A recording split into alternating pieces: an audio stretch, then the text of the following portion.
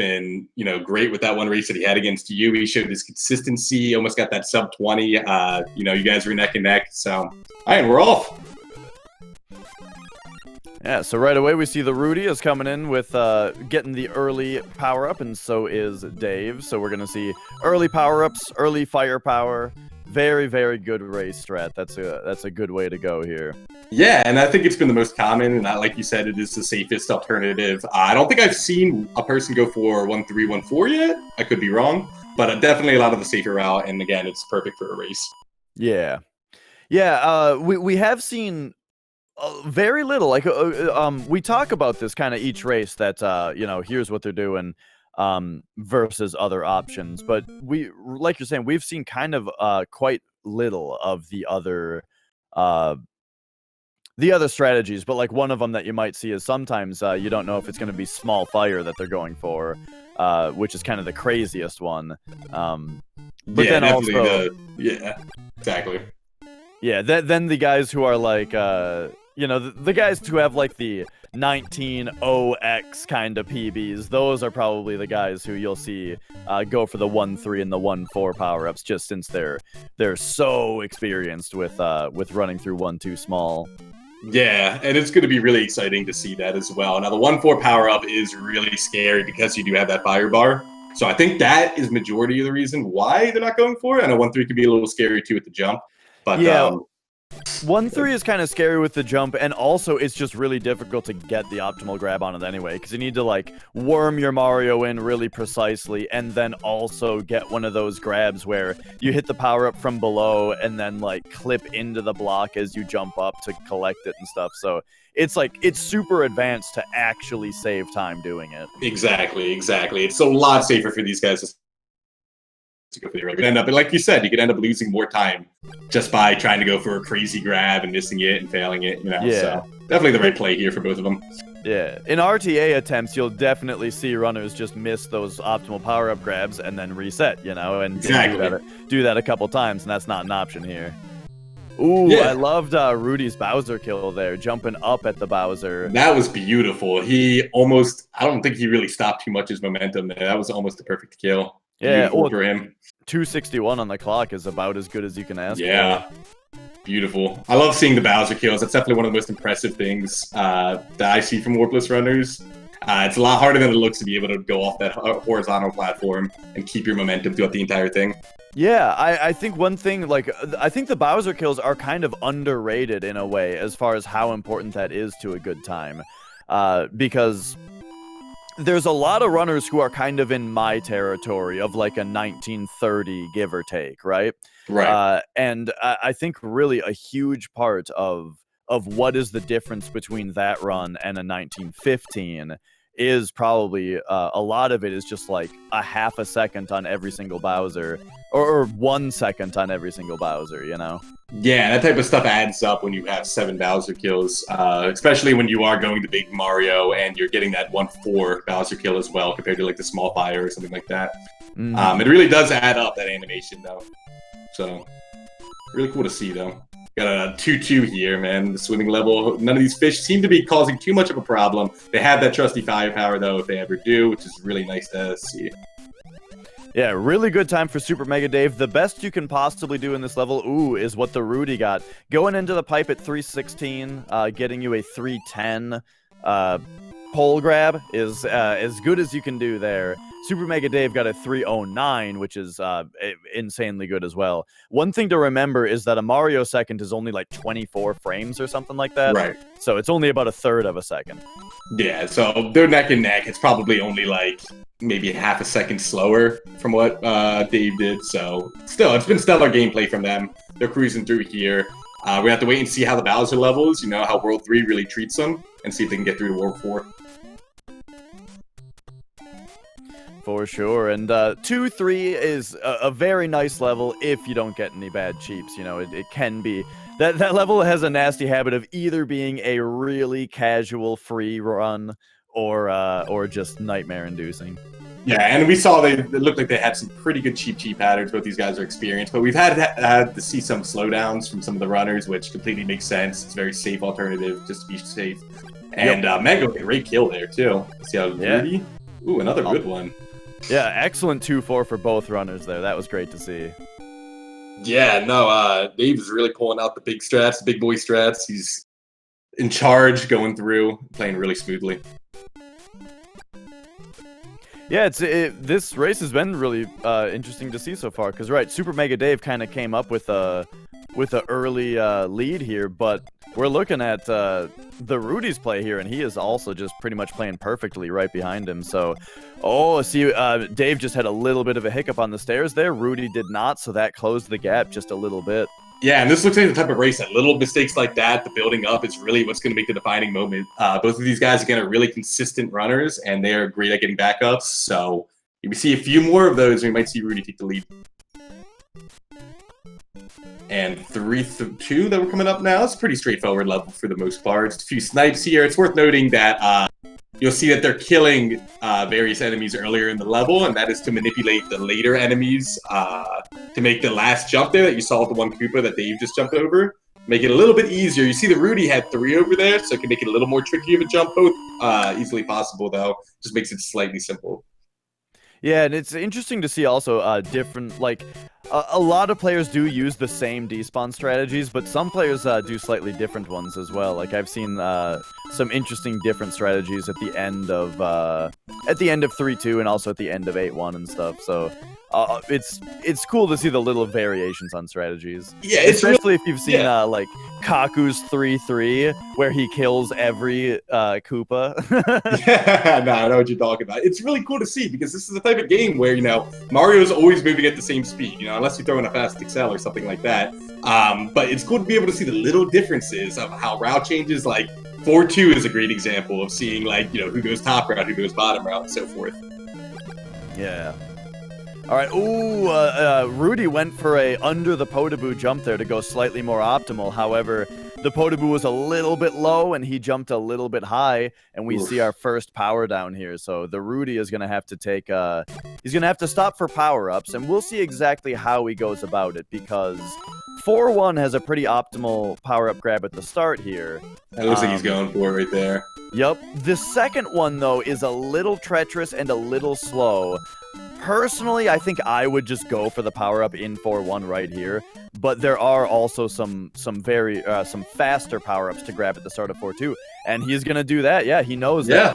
This is what I'm talking about, where it's one thing to know where all the power-ups are and be able to power back up as fast as possible, and then it's another step above that to know, no, actually, there is a more optimal power-up to grab if I skip this one. So we'll probably see him grab this early 4-2 one, which is a very fast power-up to grab. Unfortunately, the timing on his advancement through 4-1 there actually got him a 6 on the time. Right, yeah, so that's super unfortunate. Yep. So if you guys don't know, fireworks happen in this game when you get... everyone knows that sometimes at the end of a Mario level, fireworks play that waste some time. The reason that they play is if the end of your timer is at a 3 or a 6, the ones digit of your timer, then you'll get 3 or 6 fireworks. And 6 fireworks will end up wasting about 3.5 seconds or 3 seconds. I think it's 3.5, right? Yeah, and a race like this it's really gonna play a huge part here. You know, we already have Ruddy missing, taking you damage, and now we're having a little bit of fireworks. It's gonna take Dave a little bit to mess up here for him to really come back, or a lot of little mistakes. You know what I mean? Yeah. And 4-3 and we're seeing Ruddy taking a little bit of a slowdown there, playing it safe. Not a bad decision at all. Both finishing up nicely. And 4-4 is a pretty straightforward Bowser level. It is our first pattern or puzzle level. You see that MegaDav was able to take the top route. If you go bottom, what will end up happening is you'll have to completely redo the level until you go to that top route. So that's something to keep noting. And the last little area with Bowser here is very clustered. A lot of different things, so it looks like MegaDav was able to get through there, but it could be very tricky, and you really got to look at where Bowser is jumping, forwards or backwards. That's the big thing there. Yeah, I'd say the 4-4 Bowser is kind of one of the most critical ones because, like you're saying, ooh, nice Ooh, slide that was under good. Bowser there. Very And nice then from TheRudyyy. that's one of my favorite moves also, when you jump at the axe backwards and shoot Bowser with fireballs as you're dropping. It looks really cool and it's fast. Yeah, I can't stress the difficulty of that too. That little slide jump fadeaway as he's killing Bowser is not easy to do. Really beautiful from TheRudyyy coming out here. Dave had a really good 4-4 Bowser also, so he got a Bowser that was moving backward, and Dave did a really good job of not skidding to a stop because he recognized that Bowser was moving back, and so he could kind of run at him while shooting the fireballs. Also, nice cannon. That was beautiful. He took the risk and it paid off. That was awesome to see. I love it. See if Rudy follows the same thing here, or if he tries to take it a little slower. Looks like he had a pretty good cannon too, so both runners, he takes a little bit of a bonk, but both runners able to get past that cannon, which we've seen, runners have to slow down because of a really unfortunate shot. That shot is completely generated off of what frame that you enter the stage, so these runners, unless they're using a spreadsheet, do not know what that bullet is going to do, so it can be really scary. Yeah. And when people refer to a spreadsheet, it's because people have played this game a lot, and basically all of the RNG in this game is based on the frame counter from the time that you powered on your system. Ooh, really bad build for MegaDav right there. I've actually, myself, adopted a new strategy of fire killing the Koopa in front of that one. Oh, really? Just for that specific bullet bill. Because that's really safe. It's really smart because again, like we said, 5-3 is completely. If they don't know what's happening, if they don't have a spreadsheet or something that can kind of tell them what's coming next, it's kind of just a reaction at that point. So Dave, interestingly, you got to slow down for the fire bars in 5-4, and he did not take that time to power up. I wonder if he's just so used to grabbing, so practiced at grabbing 6-1 power-ups that he'd rather just grab both of those instead of slowing down in 5-4 when there's that fire bar there. Yeah, I think that's really what it is. That fire bar is super scary. There are a few in 6-1 that we're going to see him grab right here that aren't too hard to get. So like you said, just playing it safe tournament-wise, definitely do not blame him there. Plus 5-4 is going to be a much trickier level as Big Mario. Decent chance of getting hit anyway, Yeah, that's a really good point. When you're small Mario, jumping through the elevator is a little bit easier, jumping through the potaboos and all that. Yep. Exactly. Especially with the bars too, even in the beginning. Ooh, that's really unfortunate though. So Dave just he spent all that time powering back up to Fire Mario, and then he got caught up on the stairs and got hit by another Lakitu Spiny. So that actually is gonna that puts the advantage in Rudy's favor now that Dave has taken 2 power downs now. Yeah, and the death there, I was going to comment and say, without the firepower, 6-2 is a nightmare. This whole level is just full with piranha plants, and if you don't have it, you have to do pipe jumps or you have to slow down. And a lot of runners are used to having that firepower, so it does take some improvisation with some of the movement, for sure. Totally. Yeah, that's a really good point, right? That getting powered down twice so quickly is bad, but also, 6-2 is a particular level that you want firepower on, so that's given Rudy a pretty significant lead here. Still nothing that World 8 can't handle if anything happens there. Wow, Rudy almost took a death to a bump on the question block there, but he was able to recognize the stop of momentum and land on top of the question block, so it only slowed him down a little bit. No death, no damage. That was great reaction time, too. And I'm curious to see if Dave is going to go for the power-up here. This is a really hard one to get, and he does end up skipping it. That power-up is a nightmare to have to get on that moving platform, so I don't blame him at all. And we'll see what he wants to do here in 6-4. Curious if he just plays it small or what the thought process is. Yeah, because this is also one where, just like in 5-4, but even more so, you can grab this power-up here while you do the fast trick, but it's super scary and super risky. Oh, he's going for the super fast fall strat. That was beautiful. Oh, man. Jeez, we usually see a slowdown right there, so the fact that he just cruised through that was really cool to see. Yeah, that's very impressive. So, we'll see, so we'll continue to see whether he decides to power up in World 7 or anything like that, because World 7 is where we start to see a lot more Hammer Bros, as we see TheRudyyy taken care of with his firepower now. Right, and like later in the game too, the power up, at least it's at like 7-2. You know, there's one in 7-3, none in 7-4, none in 8-1. So you're really at a loss of power ups for those 2 levels, getting towards the end of the game. So it definitely would be beneficial for him to pick it up before he goes into 7-2 and has to deal with the swimming levels. Because like we talked about, it becomes a lot easier when you have that snipe. 7-2 is very clustered even compared to 2-2. Yeah, for sure. Ooh, so Dave got fired back up, but or maybe he just had big there. I didn't quite see, but he took a bad hit to some bros not being bros there. Right. But he did avoid the 6 at the end of the level, though. Yeah, really good awareness there. And although he's been getting hit a decent amount, like he's been hanging in this, he's been going through this run. I think it's really impressive for how many times he's been able to keep it together. You know, he's not having a meltdown or anything. He's getting the power-ups, he gets hit, he gets more power-ups, he keeps it going. I love to see it. Yeah, it's great. Both runners are still, for the most part, in the same level, right. Which that always means that that the race is still very much a race, so long as World 8 remains a thing. Exactly, and again, this is the type of game, guys, where one mistake in World 8, you don't have those checkpoints anymore. One mistake in World 8, you get a death, and the run completely flips, you know? So now we'll see how Ruddy handles 7-3. So this is very similar. Wow! Ooh. Very Nice. similar to 2-3, but now we've also got Koopas to deal with, and Ruddy happens to be getting these really tight cheeps here, where he's having to duck jump under them, and they're just barely getting past his back. That was a really, really solid 7-3 performance there with some very scary cheeps that some players might have slowed down for, but he did not. Yeah, I mean, that was cutting it really close there. You see he's doing the duck jumps as well. Gives it a little smaller of a hitbox, too. Makes it a little less likely for the cheeps to hit. But yeah, that was scary. You know, I was on the edge of my seat there, thinking he might get hit. Oh, and Dave, that's exactly the risk of those Koopas. So if you don't know, you see that there's a couple more Koopas, it doesn't really seem like that big of a deal, except that they're all very sinisterly placed by Nintendo, where if you drop onto one of these Koopas, it bounces you straight into a pit.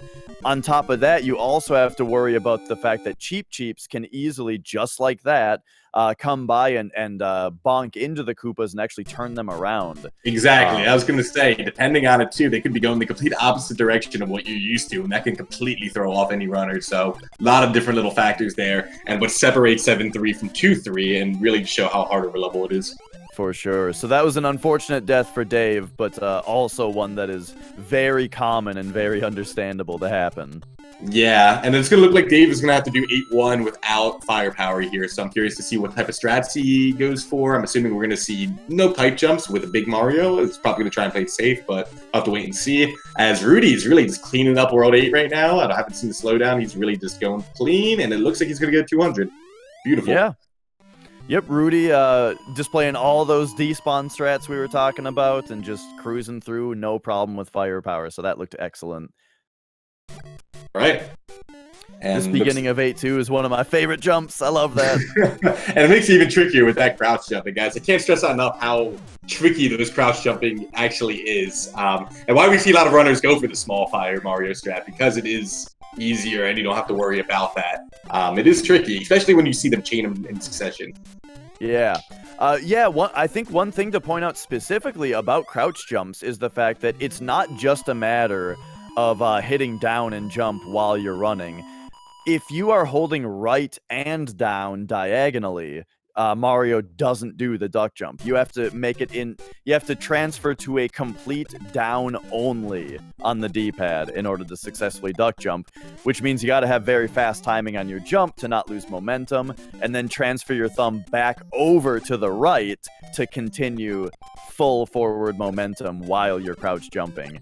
So then doing multiple crouch jumps in succession can mean doing that with your thumb a bunch of times in a row. So it's more precise than it looks. Yeah, it's just crazy how like these little things we're just watching and we're commentating on how hard this stuff really is to do. Like these guys are insane at the game. All right, so Dave is back up in firepower in 8-2. TheRudyyy, though, he is looking good here. It's gonna take something big for Dave to come back here. Yeah, and he was able to get the firepower back in 8-2 here, so 8-3 should be a much less of a struggle with his hammer bros going everywhere. But anything could happen in 8-4, right? So we'll see what happens. He's got the swim level, And then we got Bowser at the end. Yeah, and he did take the turnaround, nice and safe there. Because if you do that turnaround, but you don't turn fast, or if you turn too fast there, you can end up looping the castle and essentially starting the level over. So Right. Ruddy made sure to get enough pixels on the screen scroll there. It looked like he waited a little bit on the fire bars too, again, just to play it safe. He wants to finish the run, knows he has the lead. And right here, even though he took the damage from the fire bar or the fireball, he was able to keep the invincibility and just kind of run away through Bowser. So GG's to TheRudyyy. What a great time, 1948. Yeah, excellent time. 1948 is insane. Anything sub 20 is just so insane to see for a race. And then we've got Dave here finishing out the run. So he's back up to firepower in 8-4 now. Right, and he is still having an insane time for getting hit those few times that he did. To be able to recover it and still pull out mid-20 is really awesome to see. All right, 2 more little levels here, and we'll have our GGs from Dave. A great run from him overall. And he goes for that crouch, so right there, for a split second, he's actually crouching to skip over that, or to miss that fire bar. Oh my really gosh, cool. he almost soft-locked. Oh, that's close. I didn't even notice. Yeah, so you can't soft lock in that little spot there. And same thing happening with Dave, with getting hit there, but being able to run through Bowser. GG's to both runners. Could you imagine if he had soft lock though?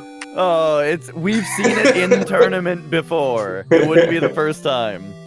Oh my gosh. It's a good game to SuperMegaDav there as well. That was a great run from both runners. Awesome job, both of you guys. All right, and it looks like we've got TheRudyyy getting ready, and MegaDav as well, both getting ready for interviews here. So we're going to be able to hear from the runners in just a second here. Awesome. But very excellent to see. I feel like, yeah, with TheRudyyy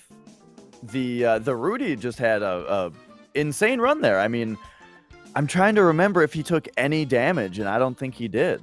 I think he had one instant where he took. Oh, it was 3-4 one Motor hit. Boost, Yeah. right? Yeah, you're right. And but other than that, yeah, very clean performance, Rudy. If you hear me, man, GG's, that was awesome. Dave, that was awesome as well. You're showing your consistency. You're getting these 20 times, man. How do you feel, guys, after that run? Well, on my side, I'm satisfied. Like, it's my 3rd race, and all 3 races that I did were sub 21. And I entered this tournament like expecting like nothing, just like being there to have fun. And I think like having 3 sub 21 is satisfying for me. So I'm really happy with everything. Yeah, you looked good, and definitely, again, some of the mistakes that you made were definitely like things that happen all the time and are really tough to avoid, such as the, bouncing off the Koopa into a pit in 7-3 is just like, that's what that level does to you. It's definitely something that is understandable, and we've seen too many times. Yeah, exactly. I lost power up in 5-3 because of a bad bill, and I think like before that specific part, I was playing really steady and I was consistent. I was like 2 seconds above PB, so I think after that it went a little bit downhill. But I said, I'm satisfied. Yeah, we were talking about it, Dash and I, as we were commentating. We were saying, like, you were getting hit towards the later levels, but the fact that you were able to recover from all of those, keep it going, and still finish with the sub 21 time is really a testament to your consistency, man. So congrats on that. Thank you. All right. And we've got TheRudyyy here too. How are Yes. you feeling on your run? I've made attempts today already, and it's not my best one, but it was kind of good because I made pretty good backup strats, like oh my god, that bonk in 6-3. That was so scary. Yeah, you really recovered that well, man. That was really cool to see. Yeah, and Yeah. unfortunately this Pudaboo in 3-4. That Oh, was yeah, we saw kind of that. frustrating.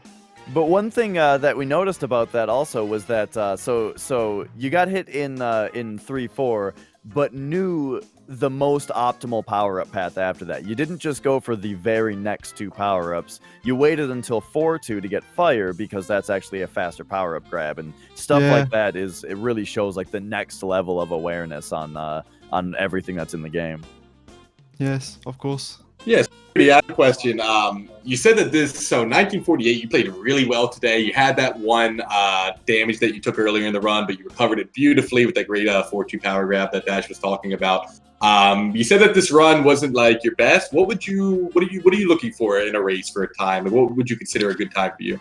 I was looking to 1930, something like that. Maybe on a future run on this tournament. Maybe, I don't know. It can be really cool. Yeah, I would love to see it from you. And who knows, maybe you'll get that against me and crush me. Either way, it was a great performance. And again, we're seeing so many sub-20 runs in this tournament. It's been really high competition. A great display from both of you guys. Yes. All right, so do you have any closing thoughts, Dave, before we wrap this up? Just a quick shout out to Rudy, GG, and for those who don't know, we were able to speak French because we both speak French, so it was exciting to have a fellow SMB1 runner that I can talk to in my native language. That's cool, yeah. Yeah. So GG to you. Yeah, awesome. That's one thing also that I've loved about this tournament as well, is just the way that we have participants from all over the world in different languages. Like one of the last tournaments, even when both of the grand finals runners were Japanese, we actually had 2 different restreams of it so that there could be one with Japanese commentary. So yeah, it's just a really cool thing on these tournaments as well. TheRudyyy, any closing comments from yourself? I want to say GG to SuperMegaDav because I know that he's practicing from less time than me. So I know he has a 1933 PB, if I remember. 1923, thank you. Yeah. So that's cool. Yeah, That's you guys awesome, were neck thanks. and neck for a lot of that. That was beautiful. And thank you guys for your awesome commentary. Thank you. Well, Appreciate thanks. that. All right, and thanks to everybody who is watching. Thanks for all the viewers and all that. So you guys make sure to check out all of the other races that we have going on. There is another race tonight, and then tomorrow is absolutely stacked with races. So tonight at 10 p.m. Eastern, so in 4.5 hours, we've got Supersonic versus Niamic, and then on Saturday, Saturday we've got starting at 1 p.m. Eastern a race about every hour or two. So lots to do, lots to watch tomorrow. Definitely go in and check it out. Yeah, check out SpeedGaming's website for that schedule, as well as all the other things that they're doing. Check out the Discord and all that. Thanks so much for watching, everybody. Yeah, have a good one, guys. Thanks again for watching.